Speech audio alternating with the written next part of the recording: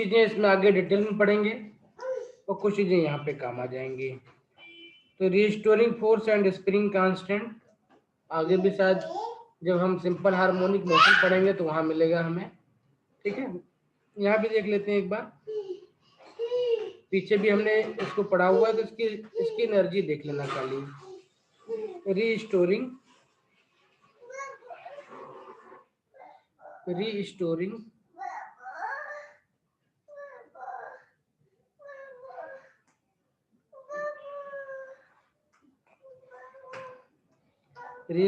force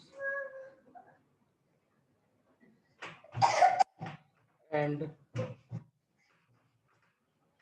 spring constant। इसके बारे में फोर्स में हमने देखा हुआ था एक बार, और क्या देखा हुआ था हमने, F equal to minus K X होता है ना, F equal to minus K X होता है। ठीक है, यहाँ पे K equal to F by X था, ये मैग्नीट्यूड की बात हो रही खाली, यहाँ पे साइन इसलिए नहीं लगाया मैंने। यानी K का यूनिट क्या हो जाएगा, न्यूटन पर मीटर हो जाएगा, है ना। K का यूनिट न्यूटन पर मीटर हो जाएगा और इसका डायमेंशन क्या हो जाएगा, m t पावर माइनस 2 हो जाएगा, पर K is known as spring constant. Okay, spring constant. और स्प्रिंग में इसको के डिस्टेंस तक एक्सटेंड करने मतलब एलोंगेट या कंप्रेस करने पे इसमें कितनी पोटेंशियल एनर्जी हो जाएगी।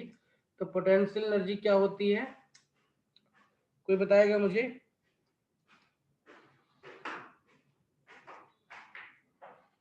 पोटेंशियल एनर्जी, हाँ हाँ हाँ सर mgh। वाह, वेरी गुड। mgh होती है जब किसी पार्टिकल को अर्थ से ऊपर ले जाते हैं साइड पे। ओके, यहाँ पे क्या है बेटा, स्प्रिंग है, ये इसकी इक्विलिब्रियम पोजीशन है। इस स्प्रिंग को x डिस्टेंस तक इलांगेट किया गया है, ठीक है, खींचा गया है इसको। ओके, ठीक है, तो इसको 0 टू x डिस्टेंस तक इलांगेट किया गया है। पूछा जा रहा है कि इसके पोटेंशियल एनर्जी कितनी होगी। तो U निकालना है, U इक्वल टू क्या होता है हमको पता है, डी यू इक्वल टू होता है माइनस एफ डी एक्स होता है ना, d u equal to minus f d x होता है। तो ये कितना हो जाएगा, माइनस माइनस प्लस हो जाएगा, ये के एक्स डी एक्स हो जाएगा, डी यू इक्वल टू। तो यू इक्वल टू कितना हो जाएगा, ये 0 टू एक्स तक किया गया है, के कांस्टेंट बाहर हो जाएगा, ये एक्स डी एक्स हो जाएगा। इसका इंटीग्रेशन हमें आता है, तो के ब्रैकेट में कितना हो जाएगा, मनुष्य बताओ, एक्स पावर कितना हो जाएगा, एक्स पावर कितना हो जाएगा सर, एक्स की पावर है, नहीं सर, सर वन ही रहेगा ना, वन ही रहेगा। फार्मूला क्या था, फार्मूला क्या था,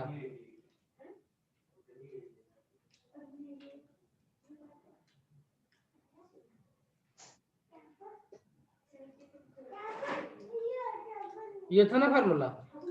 यस।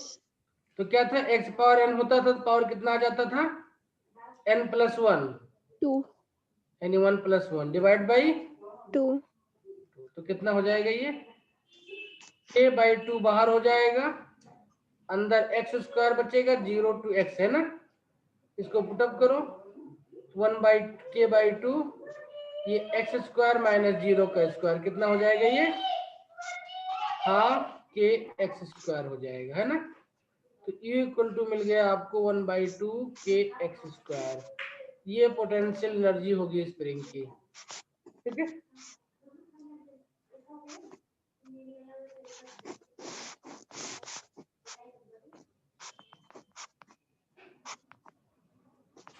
ओके। अच्छा, इसी फार्मूले को ध्यान में रखो, अगर ये आपका, इसको मैं बोलूं कि ये x1 से x2 तक की गई है, क्या की गई है, x1 से x2 तक की गई है, तो लिमिट आपका जो 0x था, ये x1 x2 हो जाएगी, यानी यहाँ पे x1 और x2 लिख देंगे हम, और ये वैल्यू हमारी क्या बन जाएगी, आगे लिखूं नेक्स्ट पेज पे, ये लिखूं,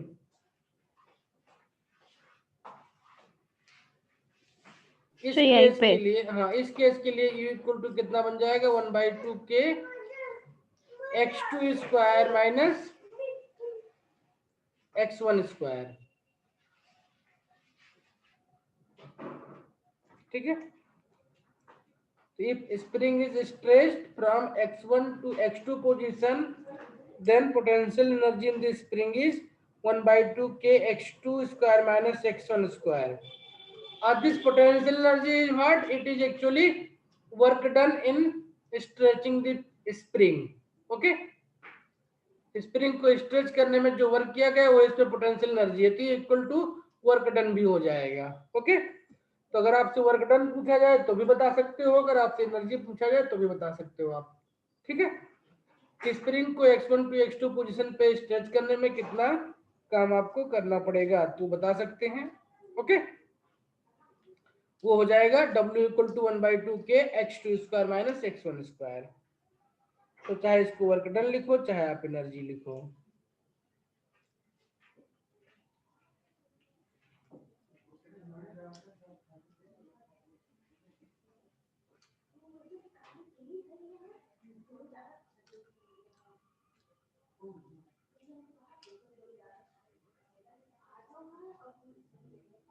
ओके,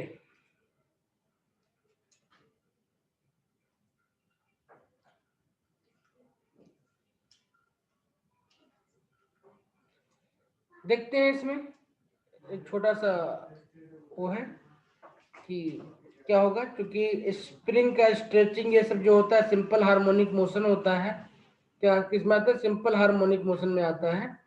ये जैसे आपने पेंडुलम का मोशन आपने देखा होगा या पढ़ा होगा कि पेंडुलम को अगर मूव करे तो ऐसे होता है। ये आपका मैक्सिमम डिस्प्लेसमेंट है। क्या है ये? मैक्सिमम डिस्प्लेसमेंट है, इसको एम्पलीट्यूड बोलते हैं, यहाँ से यहाँ तक जाने का डिस्टेंस जो है, ठीक है।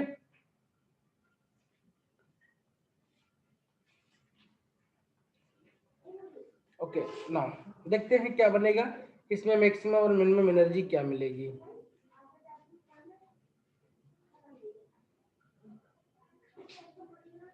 जब यहाँ पे मैक्सिमम पॉइंट पे होते हैं, ये आपका पॉइंट टी हो गया, पॉइंट बी हो गया, तो आपको पता है कि पेंडुलम जब मैक्सिमम पॉइंट पे जाता है तो उसकी वेलोसिटी 0 हो जाती है, यानी ए पे जो काइनेटिक एनर्जी होती है वो 0 हो जाती है। ओके, कौन सी एनर्जी बचती है? सिर्फ और सिर्फ पोटेंशियल एनर्जी बचती है, और वो कितनी हो जाती है? 1/2 के ए स्क्वायर हो जाती है। ए क्या है? एम्पलीट्यूड है, ठीक है। And this is maximum value of x, and this is maximum value of x. Okay, तो ए पे at point a, at a u equal to 1/2 के ए स्क्वायर हो जाएगा और काइनेटिक एनर्जी 0 हो जाएगी, तो ई टोटल कितना हो जाएगा आपका? u प्लस के, ये कितना आ जाएगा? 1/2 के ए स्क्वायर हो जाएगा, ठीक है। ये आपकी मैक्सिमम एनर्जी या टोटल एनर्जी आपके सिंपल हार्मोनिक मोशन में या स्प्रिंग के स्ट्रेचिंग में जो एनर्जी होगी वो मैक्सिमम एनर्जी ये होगी।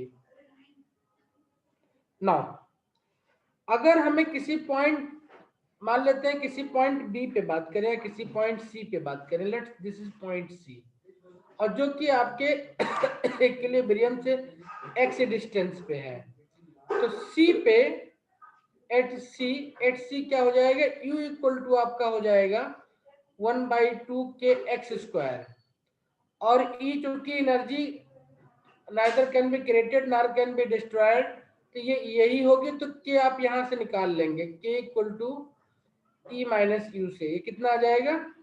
1/2 के a square minus x square हो जाएगा, है ना।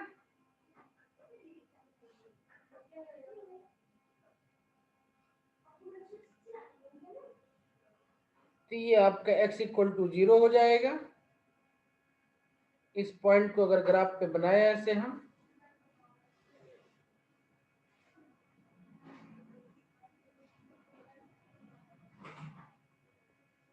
ये आपका x equal to minus a maximum amplitude, ये x equal to plus a या माइनस ए, आप अपने हिसाब से अगर डायरेक्शन फॉलो कर रहे हैं तो ये प्लस ए हो जाएगा, ये माइनस ए हो जाएगा, ये आपका माइनस ए हो जाएगा, ये आपका प्लस ए हो जाएगा, प्लस लिखने की जरूरत नहीं है।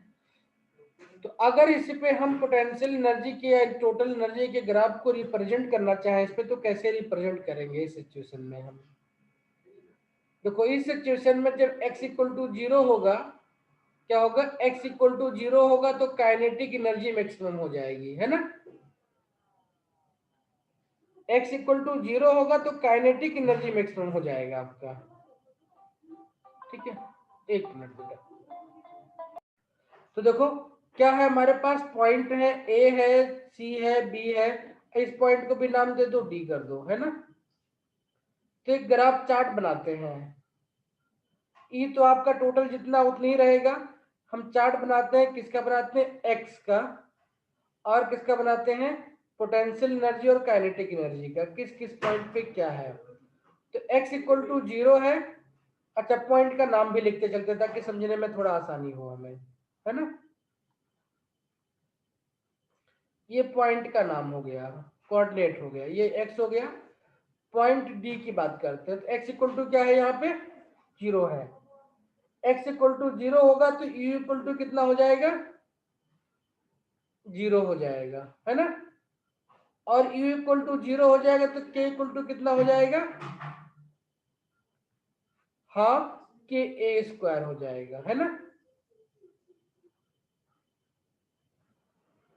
अब पॉइंट की बात करते हैं सी की, तो सी पे x इक्वल टू एक्स है, u इक्वल टू कितना हो जाएगा, हाफ के एक्स स्क्वायर, और k इक्वल टू कितना हो जाएगा, हाफ के a square minus x square. ए की बात करते हैं तो ए पे x इक्वल टू कितना हो जाता है, a हो जाता है, ये कितना हो जाता है, के ए स्क्वायर हो जाता है, ये कितना हो जाता है, 0 हो जाता है ना। तो अगर इसी ग्राफ में इस चीज को हम प्लॉट करना चाहें और देखें काइनेटिक एनर्जी को, तो इस पॉइंट पे काइनेटिक एनर्जी मैक्सिमम है ना, हाफ के a square kinetic energy maximum है, और इस पॉइंट पे काइनेटिक एनर्जी मिनिमम है। तो यानी कि अगर ग्राफ इसका प्लॉट करें काइनेटिक एनर्जी का, तो इसका ग्राफ कुछ ऐसे प्लॉट होगा, है ना, इन्वर्टेड कप, ओके। एक ही ग्राफ में ये जो आपका ब्लू लाइन है ये रिप्रेजेंट कर रहा है काइनेटिक एनर्जी को, और जो रेड लाइन है ये आपको रिप्रेजेंट कर रहा है किसको, पोटेंशियल एनर्जी को, ओके। और इन दोनों का सम किसी भी पॉइंट पे कितना हो जाएगा, हाफ के स्क्वायर हो जाएगा। तो इस पॉइंट पे देखें तो काइनेटिक पोटेंशियल इक्वल इक्वल हो जाएंगे, इस पॉइंट पे देखें तो सिर्फ और सिर्फ पोटेंशियल है, इस पॉइंट पे देखें तो सिर्फ और सिर्फ क्या है, काइनेटिक है आपके पास में। ओवरऑल हर एक पॉइंट पे ई टोटल आपका सेम है, ठीक है।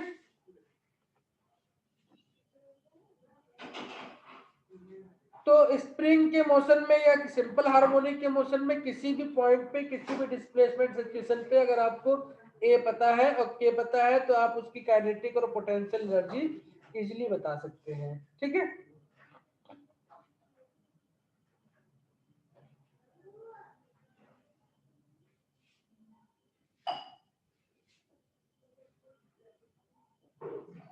ठीक है, तो आपकी जो टोटल एनर्जी है वो कांस्टेंट है, जो काइनेटिक एनर्जी है वो देखो पैराबोलिकली चेंज हो रही है ना, ये भी पैराबोला के शेप में, क्योंकि हाफ के एक्स स्क्वायर का इक्वेशन है, ठीक है बेटा।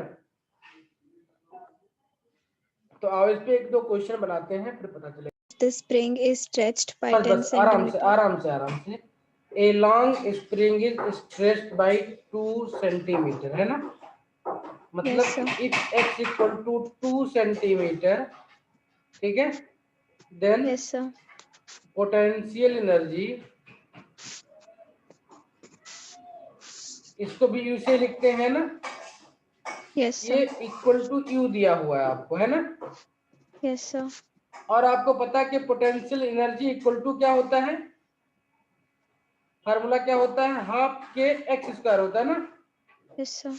तो हाफ के 2 स्क्वायर, है ना, इसका मतलब हुआ 1/2k into 4। u equal to आपको दे दिया गया है 1/2k into 4। This implies k equal to कितना हो जाएगा, k इक्वल टू कितना हो जाएगा, u/2 हो जाएगा। इक्वेशन नंबर 1 बना लिया हमने। ओके, ठीक है। Yes sir. नाउ आगे बढ़ो क्वेश्चन। अब ये जो पहला पार्ट दिया था इससे ये इंफॉर्मेशन निकल गई, के की वैल्यू निकल गई, क्योंकि ई यू आपको दे दिया, एक्स आपको दे दिया, तो के निकाल लिया, स्प्रिंग कांस्टेंट निकल गया। आगे बढ़ो, क्या लिखा है। Sir, if the spring is stretched by 10 centimeter. 10 centimetre, again x equal to 10 centimetre दिया है ना। और फिर आपको पोटेंशियल एनर्जी निकालनी है इसकी। पोटेंशियल एनर्जी वो कितनी हो जाती है, 1/2 के एक्स स्क्वायर हो जाती है ना। Yes sir. कितनी हो जाएगी, 1/2 के की जगह पे क्या रखोगे, u/2 है ना, और x की जगह पे क्या रखोगे, 10 स्क्वायर है ना। तो कितना Yes हो sir. जाएगा ये, 1/2 u/2 इंटू 100, यही हुआ ना। Yes sir. 4 से काट दोगे तो कितना आ जाएगा, 25 u आ जाएगा। ये पूछा गया था आपसे। Okay sir. ठीक है।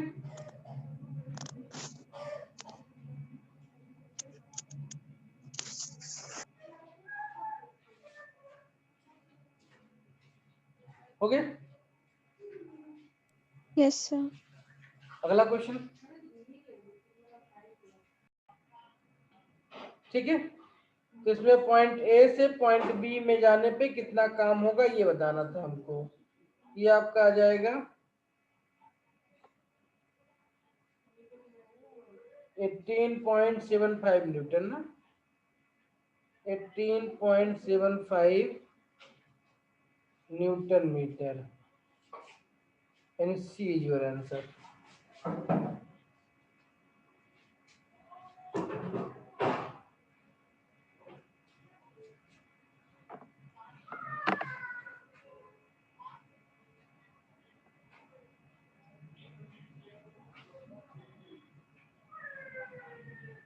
देखते हैं सही क्वेश्चन क्या बनेगा।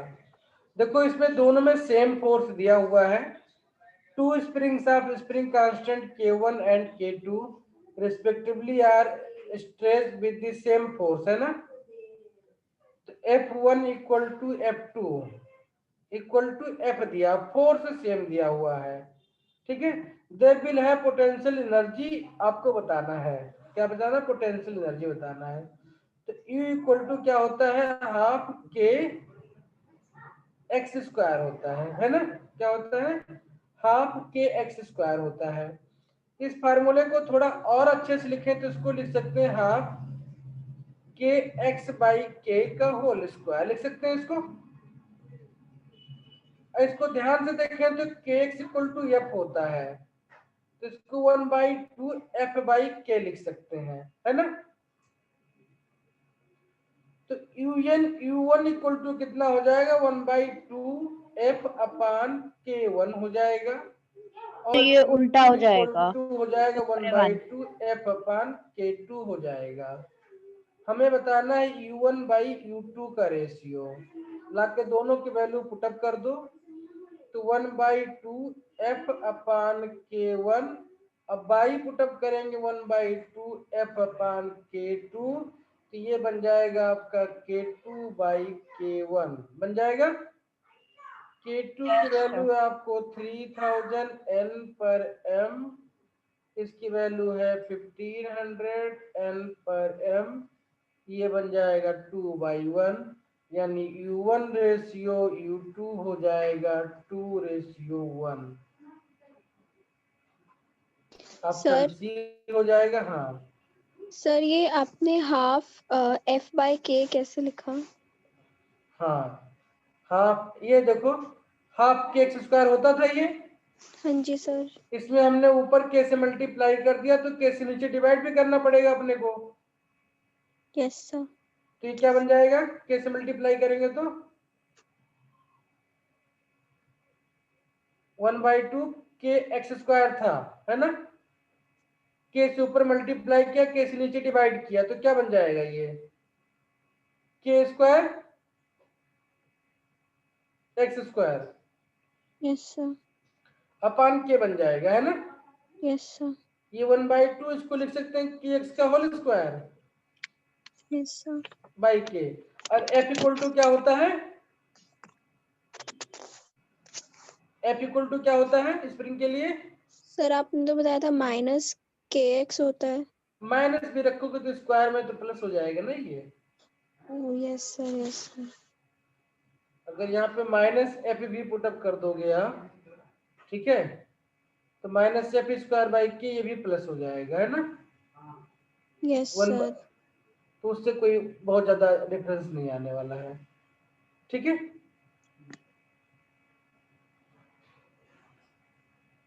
ये देखो ये एफ स्क्वायर हमने छोड़ दिया यहाँ पे, ये ध्यान रखना ये एफ स्क्वायर है, यस सर, यही ठीक है मेरा डाउट था।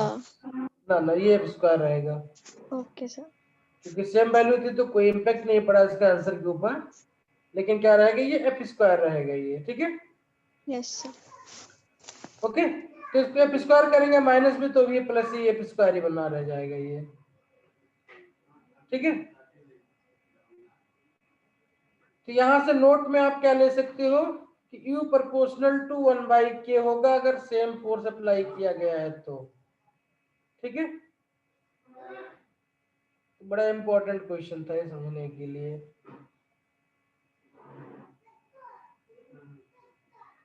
ठीक है। Yes sir. That's good. तो लिख low power of a body is defined, power of a body is defined as the rate at which the body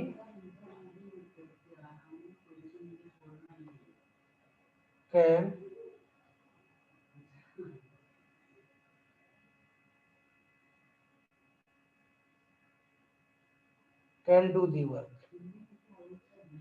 ठीक है। तो इसको जनरली लिखते हैं एवरेज पावर लिखते हैं,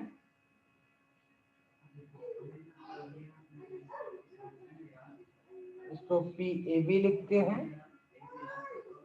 ये delta W by delta T, या इसको W बाई T भी लिखते हैं, ओके।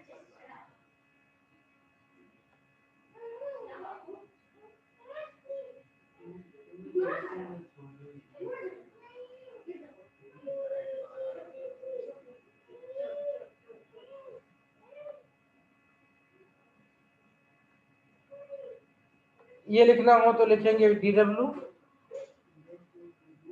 मतलब मोमेंटरी पावर या इमीडिएट पावर या किसी पर्टिकुलर पॉइंट पे पावर निकालना है आपको, तो DW बाई DT लिखेंगे इसी को। DW इक्वल टू क्या होता है, F इंटू DS होता है, ये बाई DT हो जाएगा।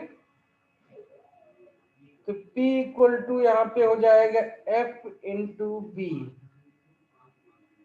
क्योंकि DS by DT equal to B हो जाता है, ठीक है।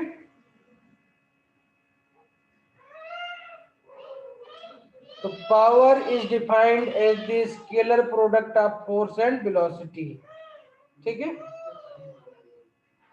तो P is scalar product of the force and velocity, ये बहुत ही कॉमन डेफिनेशन है, अगर इसको फॉलो करोगे तो कभी क्वेश्चन गलत नहीं होगा, ठीक है।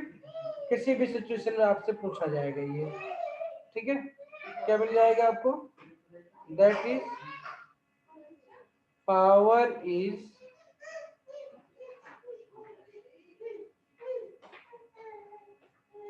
equal to the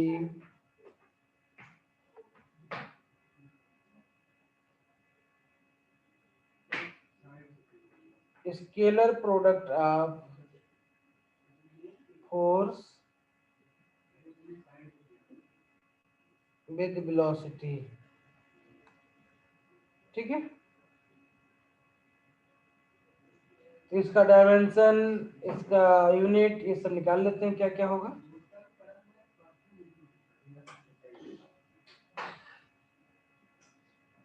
क्या होगा डायमेंशन, इसका क्या हो जाएगा,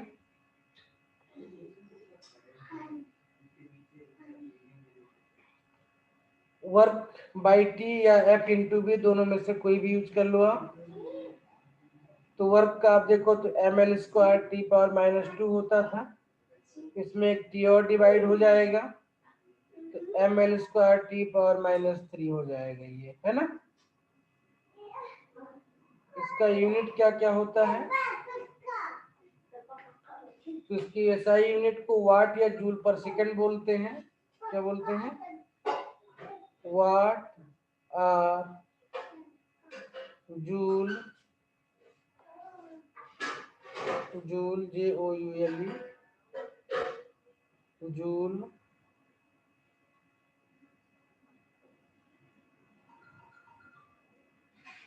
पर सेकेंड, ये इसके एसआई यूनिट है, जूल पर सेकेंड। ठीक है, और सर हाँ बोलो। सर एक डाउट है हाँ बोलो। सर, थोड़ा सिली है बट हाँ कोई सॉरी नहीं सर। बोलो। सर एवरेज पावर और इंस्टेंटेनियस पावर सर अलग अलग क्यों है? पर्टिकुलर टाइम पे आप पूछ रहे हो इसको, जैसे मान लेते हैं अगर ग्राफ बनाए हम, ठीक है, ये टाइम इसमें 0 सेकेंड हो, 5 सेकेंड हो, 10 सेकेंड हो, 20 सेकेंड हो, 30 सेकेंड हो, है ना। ठीक है, यस सर। और इसमें वर्क डन आपका का जो ग्राफ हो कि उसने 0 to 5 सेकेंड में इसने 5 यूनिट वर्क किया हो, फिर 10 किया हो, 5 किया हो, 15 किया हो, इस तरीके से ऐसे इसने काम किया हो। ओके, यहाँ यस पे सर। वैल्यू हो, ये 5 हो, ये 10 वाट वर्क हो आपका। ठीक है, जूल। ठीक है, कि 10 जूल वर्क किया है, ये 5 जूल वर्क किया है इस टाइम पे। आपको जब एवरेज पावर की बात करनी होगी तो आप पूरे पूरे 30 सेकंड में इसने जितना काम किया है इसका पूरा एवरेज लेकर के टोटल वर्क का उसको टोटल टाइम से डिवाइड करोगे, है ना। लेकिन यस अगर सर। आपसे ये पूछा जाए कि t = 10 सेकंड पे इसका पावर कितना था, तो t = 10 सेकंड पे इसने कितना काम किया हुआ है, 10 जूल काम किया हुआ है ना। और ये आपको कितने सेकंड में काम किया, वो 1 सेकंड में काम किया हो तो 10/1 हो जाएगा। ये बात समझ आ गई ना। जब dt लिखते हैं तो dt का मतलब होता है sufficiently small time।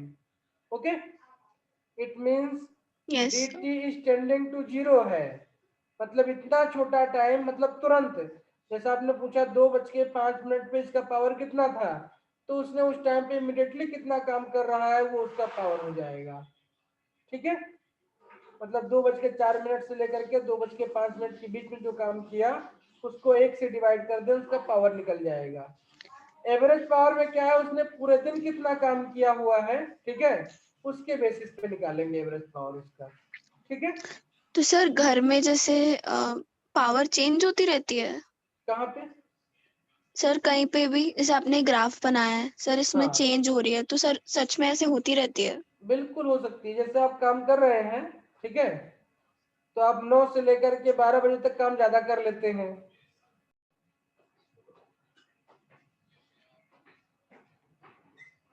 ये सारे जो है इसके इंस्टेंटेनियस पावर थे और ये इसका एवरेज पावर हो गया।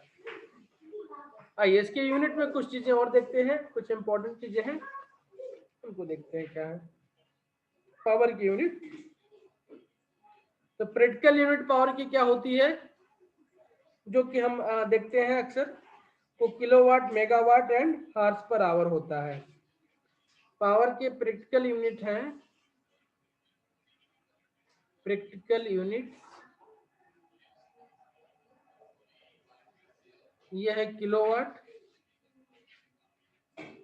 जो कि इलेक्ट्रिसिटी में यूज होता है, KW। मेगावाट, ये भी इलेक्ट्रिसिटी में यूज किया जाता है। ये जनरेशन वाले मेगावाट यूज करते हैं, कंजम्पशन वाले किलोवाट यूज करते हैं। ठीक है, MW एंड हार्स पावर, ये आपके मैकेनिक्स मशीन वाले यूज करते हैं। ठीक है, HORSE हॉर्स पावर, ये मशीन वाले यूज करते हैं, खासतौर पे जो लोग इंजन बनाते हैं। ओके, नाउ इन सब में रिलेशन क्या है, रिलेशन जानना बहुत जरूरी है, न्यूमेरिकल में आ सकता है। हालांकि ये सारे क्वेश्चन क्लास 9th का बच्चा या 10th का बच्चे को बताया जाता है चीजें, लेकिन अब आया तो हमें देखना जरूरी है। ठीक है, क्योंकि 9th 10th में ये चीजें पढ़ाई गई होंगी आप लोगों को। Yes sir. हाँ?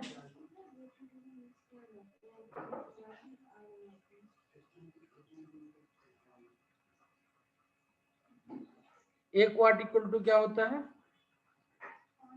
1 वाट इक्वल टू 1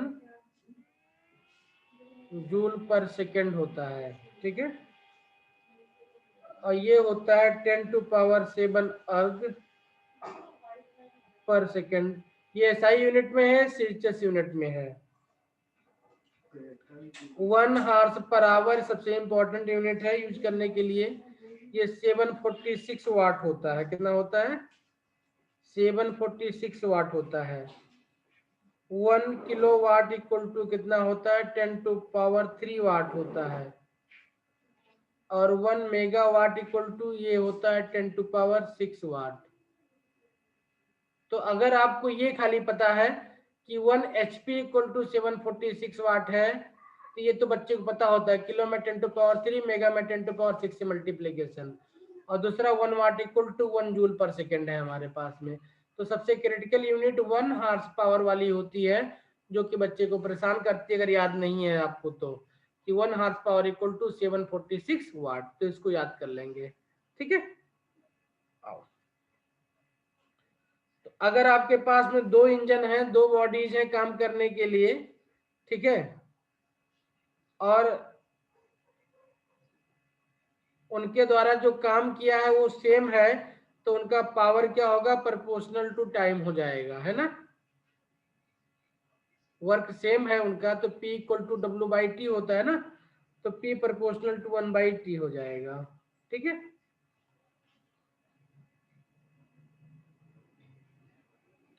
तो P प्रोपोर्शनल टू 1/T होता है। तो 2 ऑब्जेक्ट हैं, जिसका टाइम कम होगा उसका पावर ज्यादा होगा, जिसका टाइम ज्यादा होगा उसका पावर कम होगा। यानी जो कम टाइम में काम करे, कम टाइम में सेम काम करे, उसका पावर ज्यादा, और जो टाइम ज्यादा ले उसका पावर कम। ठीक है, ओके।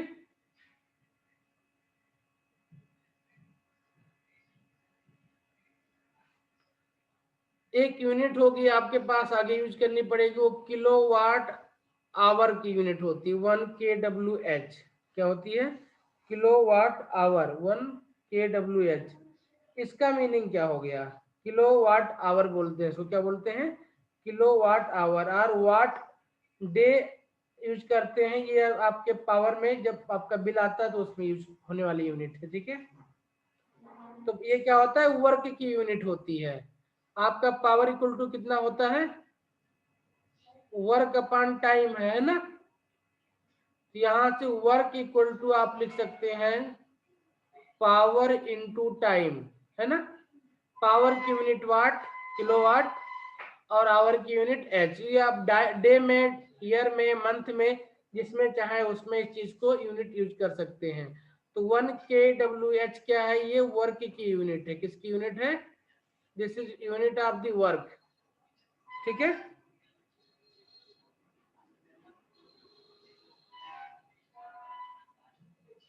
तो ये वर्क की यूनिट है या एनर्जी की यूनिट है।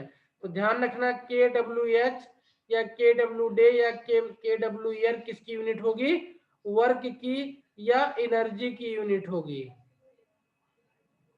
तो अपने बिजली का बिल निकालना आप लोग, देखना उसमें पावर कंजम्पशन में देखना जा करके, तो वहां पे kWh में आपकी मीटर रीडिंग दी होगी।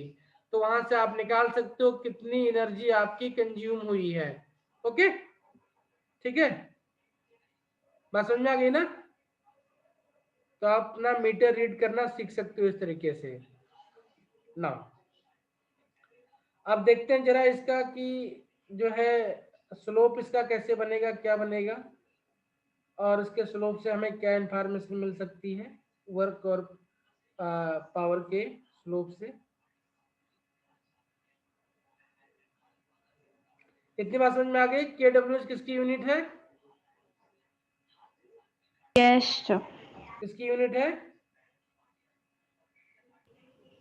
पावर KWH वर्क की यूनिट है। वर्क और एनर्जी ये पावर की यूनिट नहीं है। पावर मल्टीप्लाइड बाय टाइम जो होगा वो वर्क की यूनिट देगा आपको, ठीक है, ये लिखा हुआ यहाँ पे है ना। तो किलोवाट आवर या किलोवाट डे ये किसकी यूनिट होगी? वर्क की यूनिट होगी, न कि पावर की। नहीं याद तो आप स्केच पेन से यहीं पे लिख लो, इसको नोट कर लो, नहीं तो आगे फिर ये कंफ्यूज करता है कई बार। ठीक है, लिख लो।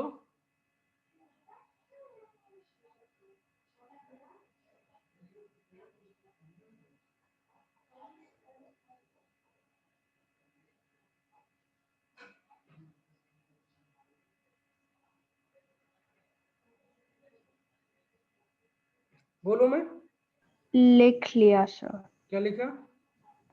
Power is equal to work upon time. हाँ, any unit of power multiplied by unit of time gives unit of work और एनर्जी, ठीक है, दैट इज किलोवाट आवर और वाट डे और यूनिट ऑफ वर्क और एनर्जी, नॉट ऑफ पावर।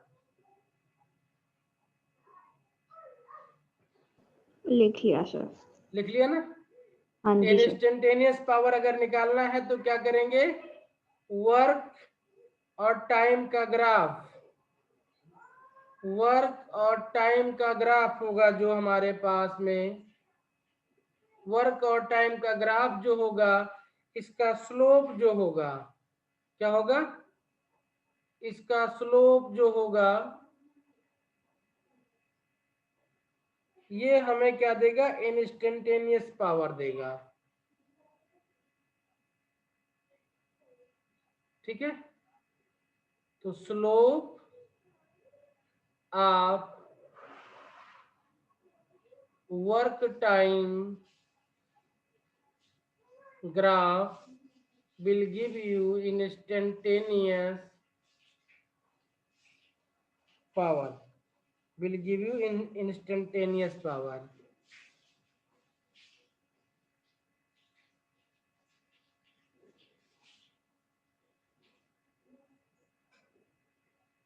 ठीक है,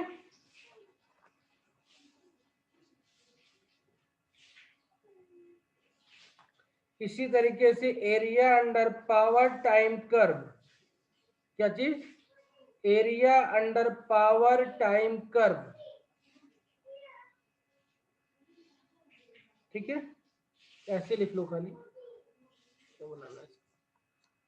area under power time curve will give you work,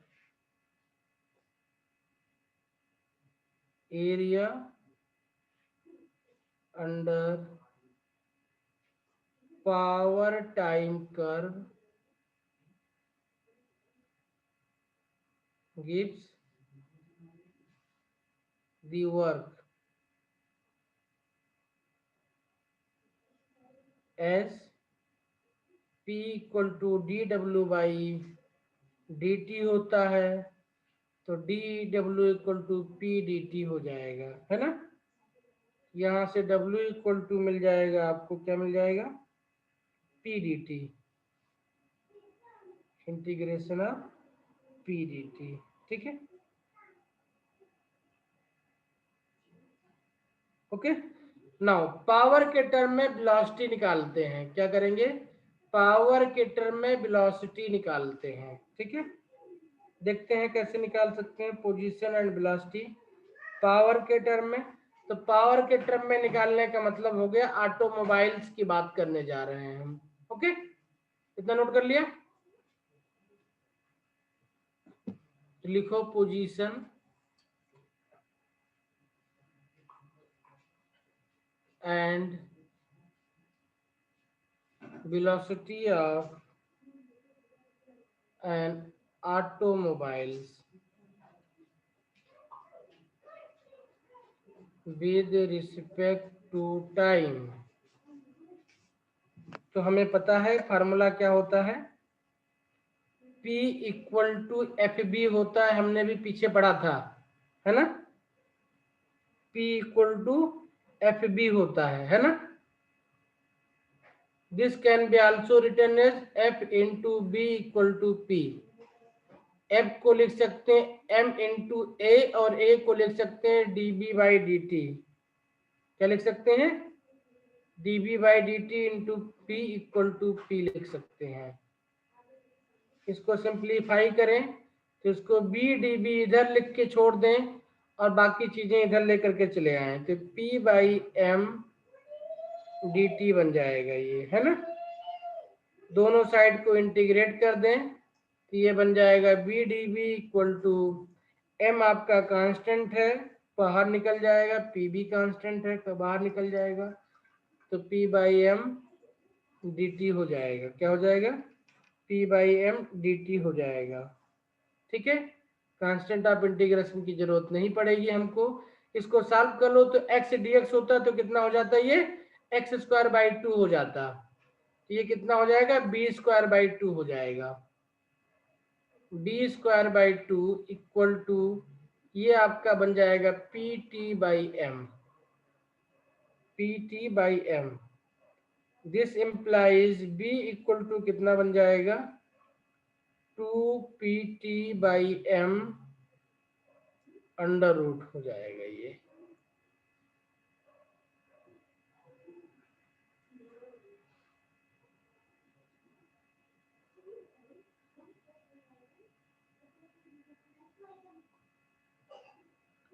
ठीक है,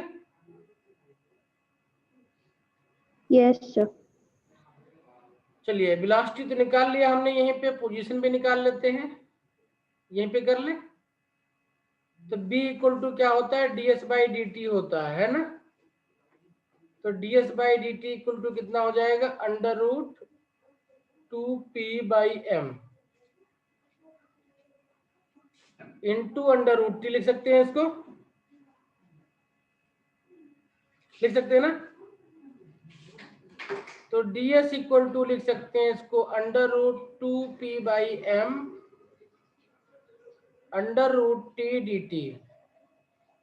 दोनों साइड को इंटीग्रेट कर दो तो ये ds इक्वल टू बन जाएगा, कांस्टेंट है बाहर रहेगा, 2p बाई एम बाहर हो जाएगा, under root t d t हो जाएगा ये, है ना। यहाँ भी कांस्टेंट ऑफ इंटीग्रेशन की रिक्वायरमेंट नहीं पड़ेगी हमको, डायरेक्टली इंटीग्रेट कर लो तो dx का x होता था तो s का s हो जाएगा, है ना, s का s ही रह जाएगा। ये under root 2p by m का m ही कांस्टेंट ऐसे रह जाएगा। अंडर रूट t का इंटीग्रेशन कितना होगा, तो फिर से फार्मूला याद करते हैं हम, x power n dx equal to कितना आता था, x power n plus one upon n plus one, है ना।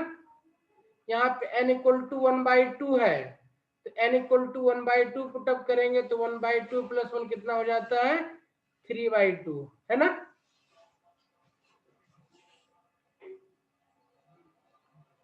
तो t पे कितनी वैल्यू आ जाएगी, t के पावर आ जाएगा 3/2 और डिवाइड बाई भी 3/2 हो जाएगा, 3/2, है ना। इसको सिस्टमैटिक तरीके से लिख दूं आगे में तो क्या बन जाएगा, ये बन जाएगा s इक्वल टू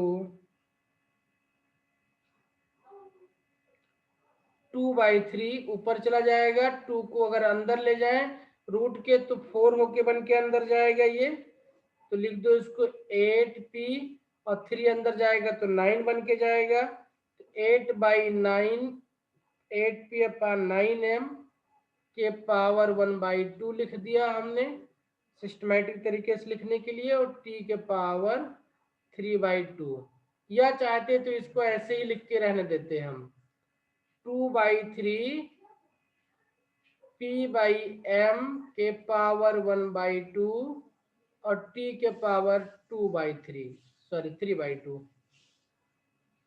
T के पावर 3/2। तो दोनों में से जो भी फार्मूला आपको सही लगे वो आप लिख करके याद कर सकते हैं। ठीक है,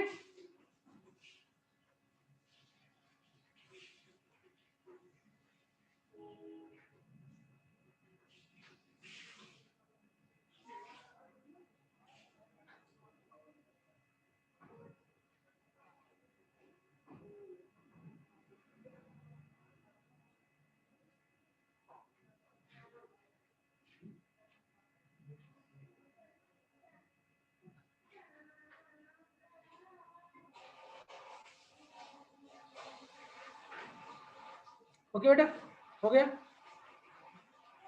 Yes, sir. आगे बढ़े।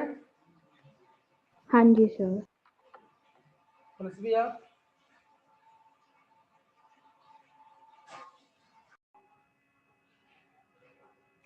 आपकी कार मूव कर रही है एक्सीलरेशन ए से, यानी कितना फोर्स लग रहा है उस पे, F इक्वल टू एम में फोर्स लग रहा है, ठीक है। और रेजिस्टिव फोर्स कितना है,